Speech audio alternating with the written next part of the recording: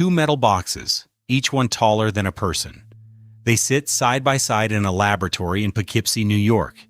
Inside, no light, almost no heat, almost no vibration. Two separate machines, sharing one invisible climate. On August 19, 2026, IBM announced it had connected and cooled both of them into a single environment. Why?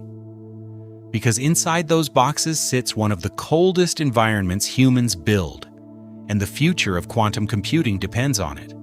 A quantum computer runs on qubits, tiny superconducting circuits that hold information in extremely fragile states. Heat is the enemy. Heat means vibration, and vibration scrambles those states the way a bump scrambles a ringing tuning fork. Think of a qubit as a snowflake, precise, delicate, gone the moment a warm finger touches it.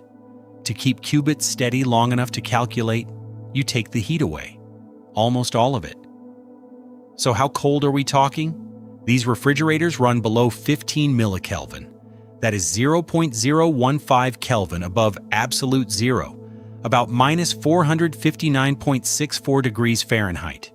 Deep space sits at about 2.7 Kelvin. These machines run more than 180 times colder.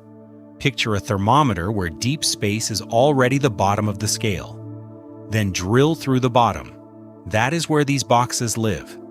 Now look at the machines. Each module is a box, roughly 8 feet tall and 8 feet wide.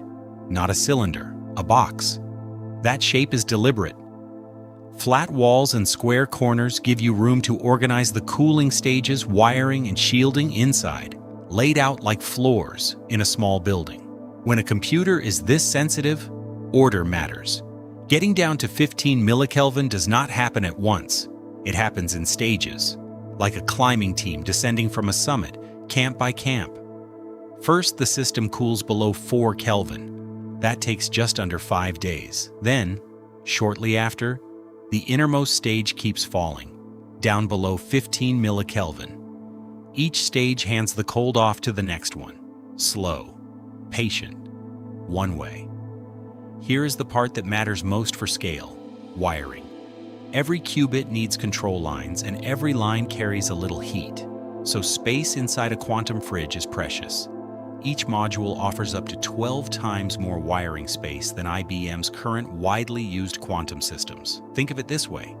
The old systems were a cramped closet.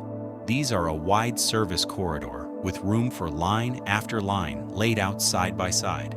And here is the bigger idea: modularity. Instead of one giant machine, you build boxes. Each box can be assembled, shipped, tested, and maintained on its own. Take one module offline for an upgrade and the other keeps it cold. It is the difference between rebuilding a whole house and renovating a single room. Building blocks. That is how you get big without getting fragile. Two boxes only matter if they can talk to each other. That job belongs to the L coupler. Superconducting aluminum cables, up to about 1 meter long, connecting quantum chips across the gap between modules. A bridge, 1 meter across, held at the same 15 millikelvin. Signals cross it as if both chips lived inside the same machine. That is what turns two refrigerators into one computer. The first real test comes later this year. IBM plans to install one Nighthawk processor in each module, 120 qubits apiece. 2 chips, 2 boxes, joined by those 1 meter bridges, then the test itself.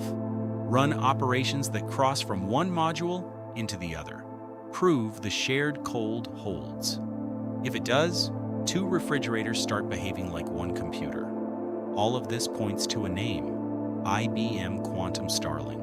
Planned for 2029, Starling is the machine IBM expects to be the world's first fault-tolerant quantum computer. Expected, planned, not built yet.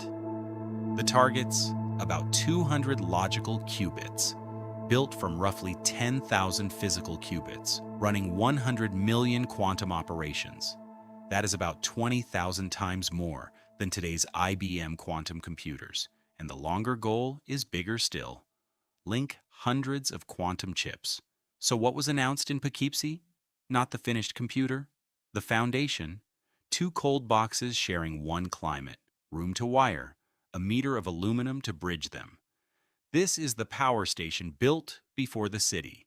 Nobody lives in a power station, but nothing in the city runs without one.